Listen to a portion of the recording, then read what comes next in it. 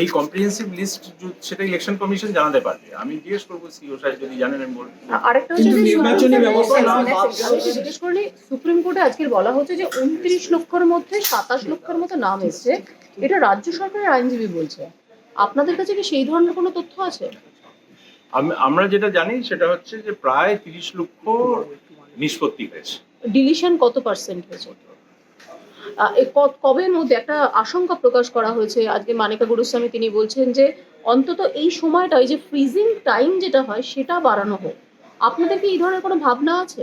যা যে ডিলিশনের, এটা তো একটা দীর্ঘ প্রক্রিয়া, কারণ এখনো পর্যন্ত ট্রাইব্যুনাল গঠন হয়নি। সেক্ষেত্রে ভোটার কি আলটিমেটলি ভোট দিতে পারবেন যদি সেখানে তার নাম কোনোভাবে ট্রাইব্যুনালে চলে যায়?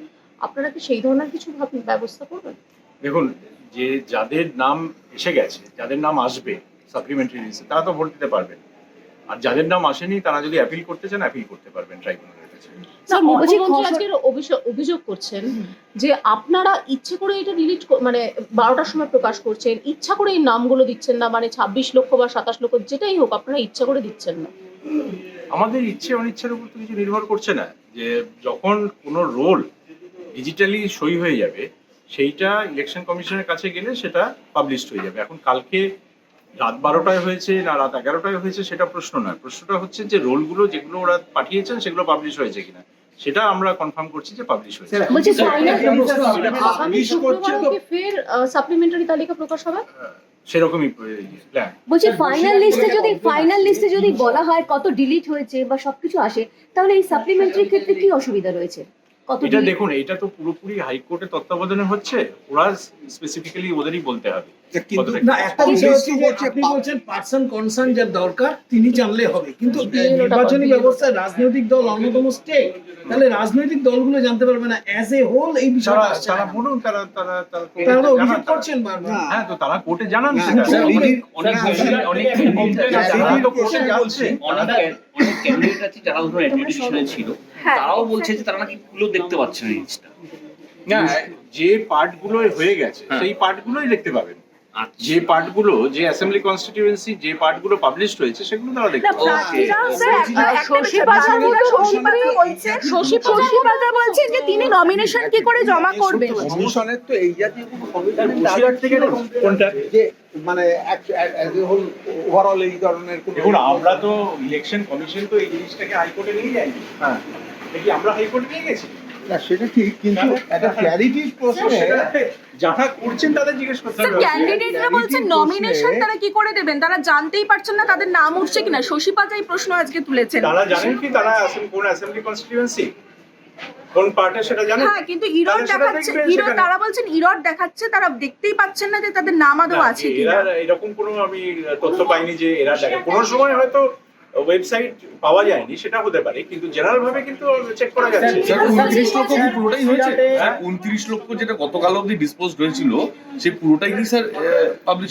যেটা ওরা ডিজিটালি সই করে দিয়েছেন, ওনারা আমাদের জানাননি যে কত সই করেছে। আচ্ছা, যতগুলো ওরা ডিজিটালি সই করেছে সবটাই বলে। কিন্তু স্যার ইসিআই বলছে সিইও দপ্তর জানে, সিইও দপ্তর বলছে ইসিআই জানে, হাইকোর্ট জানে, কোথাও কি কোনো দায় ঠেলাঠেলি হচ্ছে? না, এটার মধ্যে কিছু নাই। এটা তো আমরা এখান থেকে করছি না। আপনারা তো জানেন যে সার্ভারটা দিল্লিতে, ওরা ওখান থেকে করছে। স্যার কমিশন তো পাবলিশ করছে, কমিশন তো ওটা দেখা যাচ্ছে আপনার মানে রোল দেখা যাচ্ছে ডাউনলোড করা যাচ্ছে না, একাধিক বিধানসভা দেখা যাচ্ছে না স্যার এখনো অবধি সাকসেসফুলি, কিন্তু তাও ডাউনলোড ক্যাপচার ইনভ্যালিড বলছে। স্যার বসিরহাট থেকে একটা কমপ্লেন আসছে 340 জন। আমি খোঁজ নিয়ে দেখবো। আপনারা বলছেন যে এটা পাওয়া যাচ্ছে না, কিন্তু আমি সকালে যখন চেক করতে বলেছিলাম তখন আমি পেয়েছিলাম যেগুলো পাওয়া যাচ্ছে, ডাউনলোড করা যাচ্ছে, কিন্তু একাধিক বিধানসভা দেখা যাচ্ছে না এখনো অবধি। স্যার বসিরহাট বিধানসভা না, এটা কোন বিধানসভা দেখা যাবে কোন বিধানসভা দেখা যাবে না এটা তো আমরা বলতে পারবো না। যেগুলো সই করে দিয়েছেন ওনারা ডিজিটালি সেগুলো দেখা যাবে। বিষয়টা হচ্ছে অ্যাডজুডিকেশনটা অনলি ফর ওয়েস্ট বেঙ্গল, তাহলে ওয়েস্ট বেঙ্গলের সিইও বিষয়টা কেন ক্লিয়ারলি জানবেন না, এই প্রশ্নটা কিন্তু বারবার উঠছে। স্যার এরকম একটা মেসেজ দিচ্ছে। হ্যাঁ, তো নো এটা বলেই দিচ্ছি clearly, no adjudication pertaining to this part till 5 PM on 23rd। 5টা অবধি ওরা অপেক্ষা করেছে, 5টা অবধি যা যা সই হয়েছে সেগুলো তুলে দিয়েছে। এবার আগামী সপ্তাহে যেগুলো ডিসপোজ হবে সেগুলো আগামী শুক্রবার উঠে যাবে। স্যার বসিরহাট বিধানসভা 340 জন অ্যাডজুডিকেশনে ছিল, 340 জনের নাম বাদ, এমনকি বিএলওর নামও বাদ চলে গেছে। অভিযোগ করছে তারা যে কিভাবে এটা সম্ভব। বিএলও বলছে আমার সব ডকুমেন্টস আছে। এটা তো যারা অ্যাডজুডিকেশন করেছেন তাদের প্রশ্ন করতে হবে। কিন্তু প্রচুর ফোন আসছে আজকেও যখন আমাদের অফিসে মানে কোন বিধানসভার কোন আমরা যদি রোল দেখতে চাই আমরা রোল দেখতে পারবো। আপনি যেটা বলছেন যে স্ট্যাটিস্টিক্স যে কত এন্ট্রি হয়েছে এটা আমাদের ব্যাপার নয়, আমাদের তো যে রোল এসছে সেই রোল তো আমরা দেখতে পাচ্ছি। স্যার টোটাল কত ডিলিশন কি অ্যাজ অন ডেট সেরকম কোনো ফিগার পাওয়া যাবে মানে? আচ্ছা, বা কোন কোন বিধানসভা পাবলিশড হলো? প্রায় 30 লক্ষ নিষ্পত্তি হয়েছে, এটা আমরা পেয়েছি, আর ডিলিট মানে জানতে পেরেছি। আর ডিলিটের 10 লক্ষ আমরা গত সপ্তাহে জেনেছিলাম, তো কত হতে পারে ডিলিট? এই আন্দাজে কিছু বলা ঠিক নেই। আগামী শুক্রবারের মধ্যে কি পিকচারটা ক্লিয়ার হয়ে যাবে? হ্যাঁ স্যার কোনো প্রেস নোট দেওয়া হবে?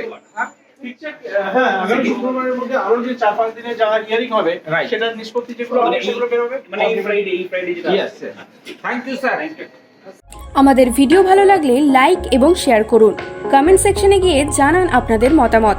আরও ভিডিও পেতে আমাদের চ্যানেল সাবস্ক্রাইব করুন এবং প্রতি মুহূর্তে খবরের আপডেট পেতে প্রেস করুন বেল আইকন।